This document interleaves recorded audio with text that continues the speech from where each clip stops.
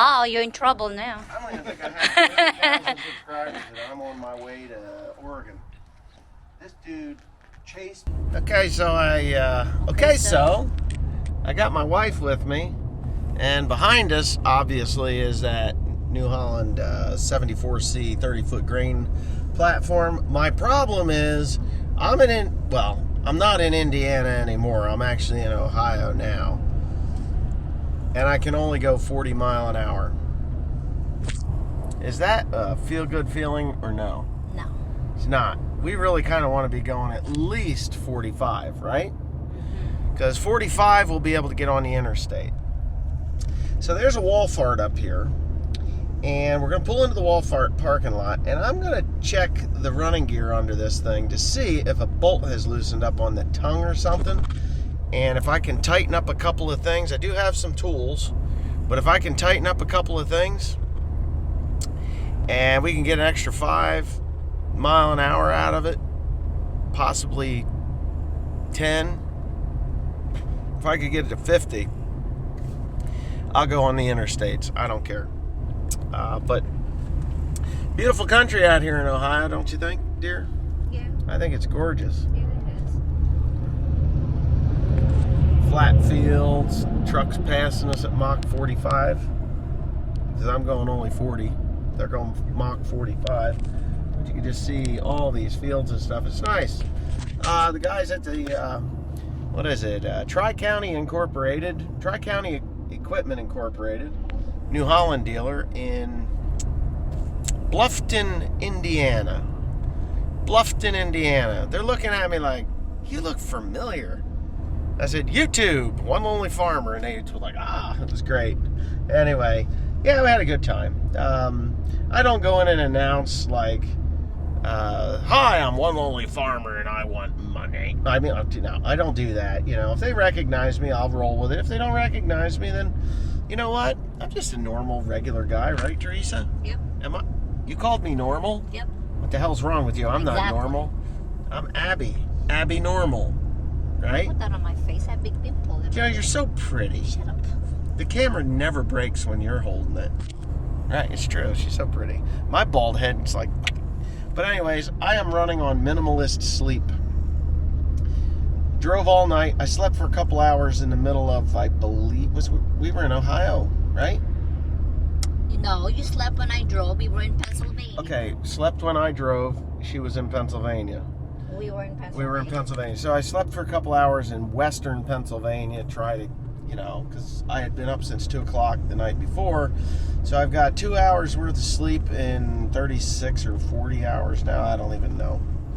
Anyway, yeah, I'm kind of tired. I don't know how long I'm going to go. I'm probably going to pull over somewhere and sleep for a couple more hours and then go. Like at rush hour when it just starts getting dark, if I have to deal with that, then I'll sleep for a couple hours and I'll go. Teresa does not want to drive this thing.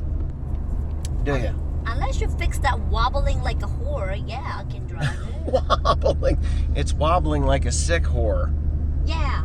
Yeah, well, Look it. if you look back there, I don't know if you can see it. I am not making it do that. It's doing that all by itself.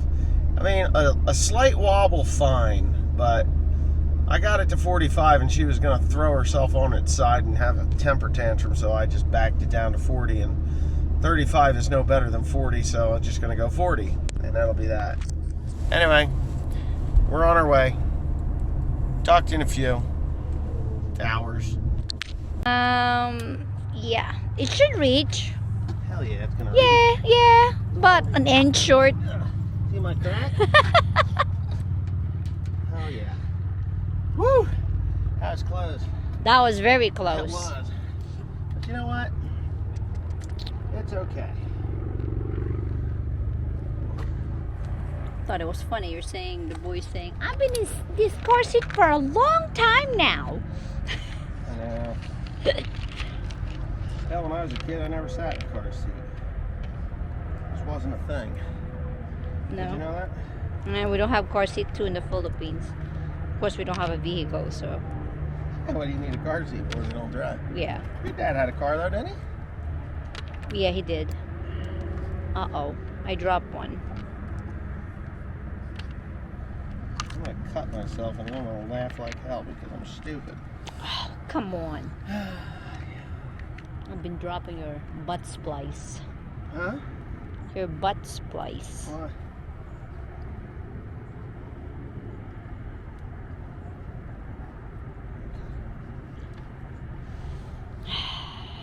Why is he swerving so much though? I mean, like... It's 20 years old or 30 years old, this car. I tightened it up there on the points that I could tighten up. Things kind of got me a little concerned. It's not that, it's the What? hubcap that's now missing. Yeah. So we have no hubcap. Ah! Drop my butt splice. I have. I am so tired. It is not even funny. Alright. So, I think these guys are spreading lime. I'm not sure. But that guy's spreading at about 5,000 miles an hour with that spreader. My damn thing started getting real wild. I mean, real wild. Damn thing. And I think he's, whatever he's spreading, look at this guy. He's got a rogator. Is that poultry litter? I think it's lime. If it ain't lime. He's like a Mach 1. What is this? Yeah, that's Tom Cruise? Top Gun Mach 1? Yeah, I mean, that guy, he's motoring. He's putting down lime. That's a lime? That's putting down lime, and he's putting it on everybody else's property, too. Which is fine for everybody else. I think they need their ass kicked. If that was my lime going on, I'd be pissed, because here it is way down here. Unless they own all this stuff, it's all the way down here. Dust. They're liming everybody for the next mile. Oh, well then thank you for the neighbors. Yeah, I mean, this whole valley is nothing but dust from that spreader. What the hell? Yeah. If I was the guy that was paying for this lime, I'd be upset, because I'm upset and it's not even my lime. That's something you do early in the morning when it's really still. But apparently not this guy. It's still, you can still see the haze way down here. A mile away. So all these folks down here, they're getting free calcium. It ain't poultry litter, that's calcium. Anyway, we're gonna go home at 40 mile an hour. Because 41 is too fast. And these idiots are gonna run into one another. That guy wasn't pleased.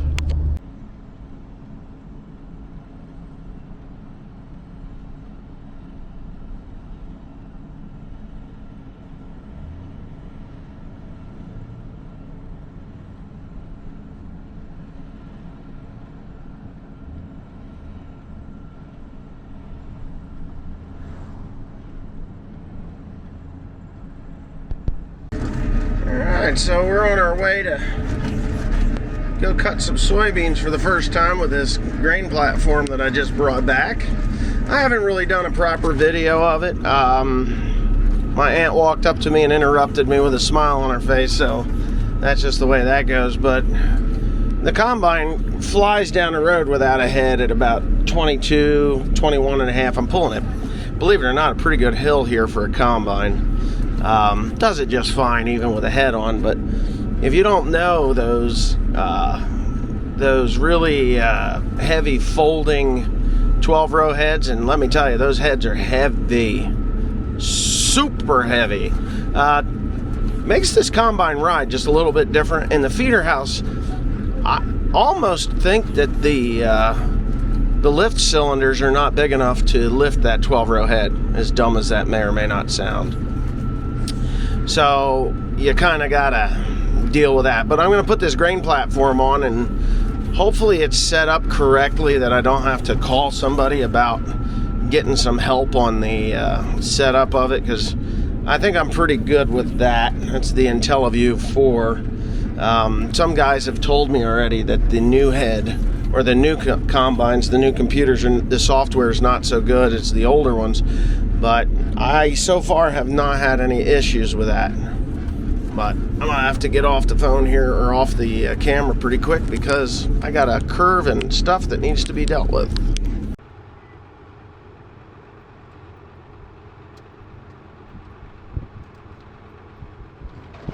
Oh my goodness. Hooray.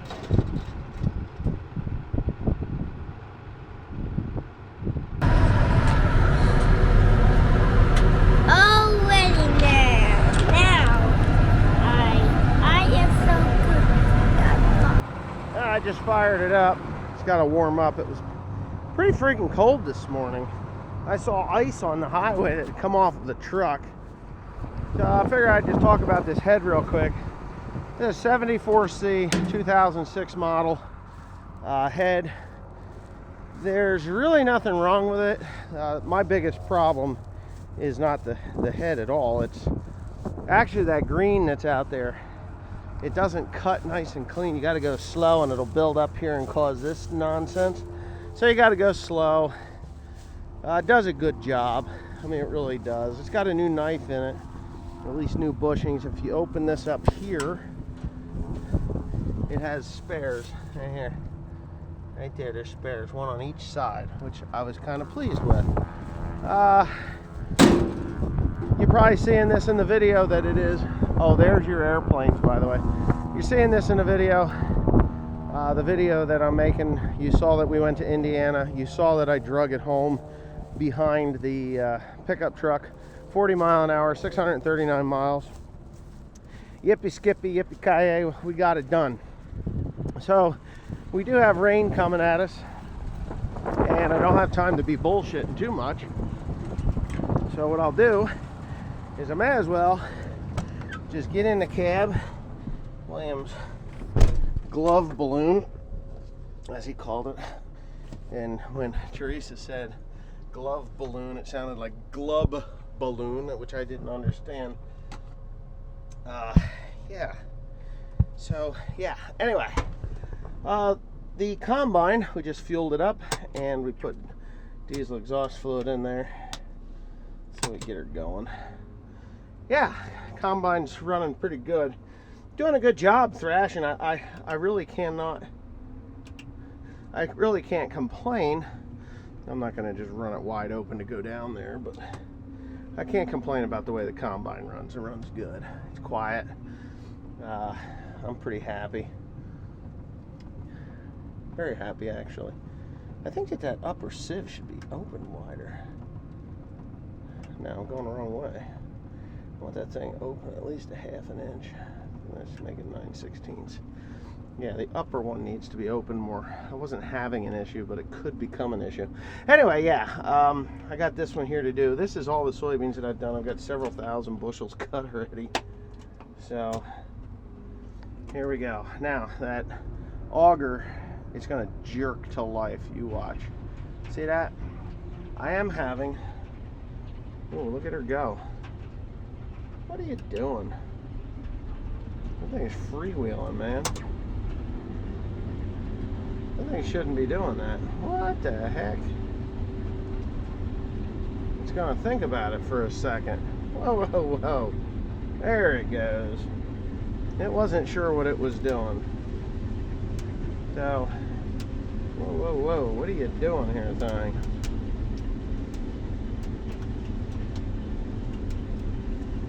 Click that on and off. So actually the ground is dry enough. Yesterday we had rain, so it was actually causing an issue.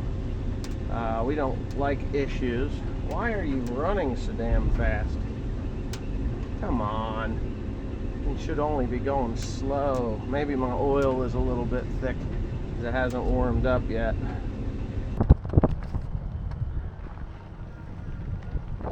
All right. Riding a bicycle. There's a thing over there. My Peterbilt's running. Okay. I have Timothy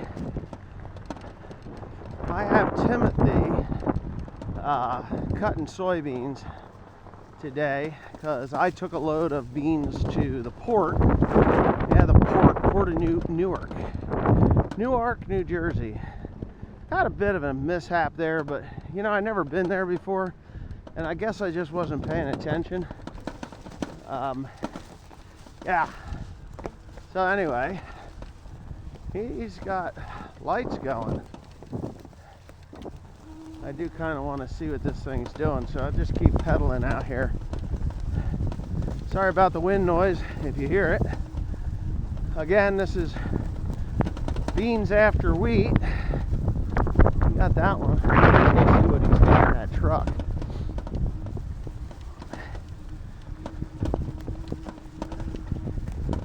So he's going pretty slow. I don't see that he's having any issues. Nothing's being left behind, which is good. Let's see what he's got.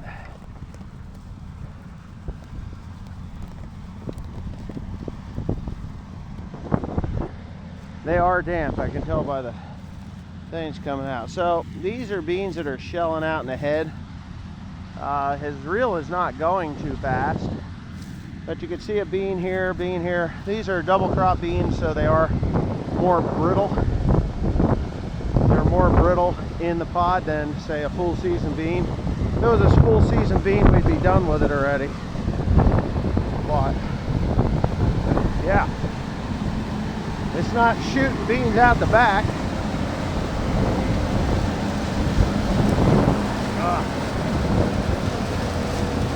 I don't have the spreader on high speed. I didn't want to do that. I could, I just didn't. Because I was afraid that if I put it on high speed, it would throw it into the standing soybeans. And I think the guys that owned it before us, or me, they took a couple of those spreaders out because I got a feeling it was spreading it clear over to the other side. So, combine's running great. Running really good. Yeah. So all this residue that I've got here, I am so pleased with the residue. This is the wheat straw, right? You can see there's still hulls, but these are worm castings. This is no-till, right? Look at that. Oh, no-till, and there's a worm right up at the top. So no-till soybeans, yeah, they are. They're shattering in the head. There's nothing I can really do about that. But this is really soft soil, really nice. So things are progressing in the Regen Ag program, as far as I'm concerned. He's about full of that thing. Yeah, I didn't think I would get today. I thought that today would be a washout. We're supposed to get 1.5 inches of rain, and basically what we're down to soybean wise is the remains of this field, that little 4-acre field, and that field over there, which is 2 acres, and the deer really hammered that one. I let them have it. There's nothing I could do. It just wasn't worth the fight, you know. And then I got 2 fields there at the up behind the barn. I'm hoping we get them done today. So, but if not, oh well. So here's the Hovsco Hov Scout. No, this isn't the Hov Scout. This is the Hovsco Hov Cart. I just threw it on its side. I haven't said anything about these bikes much lately. I love them. You know, I never thought that I would get excited about a bicycle like I am now. I have the Hovsco Hov Scout, the green one that you saw me riding around, and then I got this one. I asked the company because they really liked what I did with the other videos. I said, hey, can you send me something with another seat in it so I could take my son? And of course it's been in the shop and it's dirty. He hasn't been on it in a while, but it came with this real nice, these are his foot pads, this is his seat. There's a basket that goes on the back, so if you're a farmer and you're looking to you know, get to stuff quicker, and a side-by-side is just not something. If you're young like me, I'm 51, or even younger, or maybe even older, if you're spry enough to get on a bicycle, the Hovsco Hov Cart is great. It goes 20 miles an hour. It has regular gear shifters. It's really dirty right now because we were just loading out soybeans and stuff. But it's got a regular Shimano shifter in it, and the more you shift it, the faster you go. So I'm in like 3rd gear right now, and boom, I'm going across the field. Yep. Works great. 8 mile an hour, and it's effortless. So he starts, what happens with this wheat stubble or straw, it'll start to push. So if there was a clump of wheat, it'll push. And that's what he's got going on right now. I'm gonna go and kick that out. Ow! That thing just bit me. Damn it. Oh, he's got rocks. Oh, that was nothing. But that's what it was. This header is a rock picker. So let me grab these, and he can get on his merry ass way again. I'm gonna throw him there so I pick him up again next year. Because I don't have the cart side on there. And away he goes. Hit the R, kid, hit the R. Beautiful. He can go faster, I know he can. He's going pretty slow, I told him to. One thing about a New Holland combine, where you start with the head is where the trash lands at the end. And I just got hit by a beam. That's the first one I've seen go flying. And it hit me. Anyway, yeah. So he's doing that. I got a load of corn loading. So anyway, if you're interested in one of these Hob carts, don't be afraid to buy one. You know, they're really, I think you could drag deer with this thing. Here, I'll put it in low gear. All right, that's Jeb. So I'll put it in low gear, and that'll be that. Whew. Okay, so now we're recording. We're having problems with the combine, right, Tim? Yep. You know what it is? Full of water. That is the problem. No, that's antifreeze. Oh, is it? Then that's not what we're looking for. What the heck is that? That's Oh, that's for the heater. Oops. We're tearing the wrong thing apart. Oops. We can't get this combine to start. It won't start. Ain't that something? Full of water. I was like, how the hell is that happening? Like, oh, wait, that sweet smell I smell. Yeah, I don't want that. Yeah, that's never good. Yeah, don't break that thing. It's probably $4 million. So that's a no. No. There's a fuel filter right there. Yeah. We changed that though, didn't we? Yeah. Okay. So. Dad, I hear the heater. Yeah, we did turn the heater on because William's cold. He's only a little guy. He doesn't have much fat, right? All right, so after a bunch of hours of mystery, maybe this can help somebody somewhere. And that panel, the key switch, you can turn the key switch on, everything powered up to the back, fuses aren't blown, nothing's blown. Ready? I got power again, right? So I'm gonna shut it off, and I'm gonna show you what it is. Hold on here. What the heck, man? You're not working? What the hell? What is going on here? Well, I guess it's the I don't know, something happened. Anyway, I'm gonna show you in the book. It's easier to do that in the low light. So okay, so I just want to get back to this. I don't know if that recorded or not. This thing will drive you insane if you're not careful, okay? Oh God. Alright, so every once in a while I was blowing a fuse in there, and I'm going to show you what fuse it is in the book. So this has an equalizer. It equalizes the batteries. They are 24 volts, and this thing's going to do it again. I think it's cold. F78 is the one that will blow, that one right there. But the problem that I had was K15. K15 is a relay. So I think it was K15. K15, the starting relay, okay? there's several of them that run. Several of them. I thought it was the 44 and the 20 K45 or whatever the hell that was, but it's not. It's the K15. K15 is the one you want to look at. So what I did was I actually pulled it out of there. It was clicking like you would think it was working, but what I did was I pulled it out, and then I took the one above it and moved it down, stuck it in, and then put the one that was not functioning correctly up one. Nothing else has failed, but now everything starts. So it was a relay, a freaking relay. That could save you a whole lot of trouble. I've been tracing wires and looking for things in here all day, cussing and swearing to the point where it would drive you to drink. You know, I mean, it would be a video that I would not be able to post because of all the cussing and swearing. It was getting really annoying. But anyway, I do have to put the battery box back together. Tore this out. I popped this fuse here, screwing around. This fuse that's on the inside above the upper battery. That battery, that runs the dosing, the after treatment dosing valve for the government juice. So if you pop that one, if you get screwing around up there, there's 4 fuses up top there.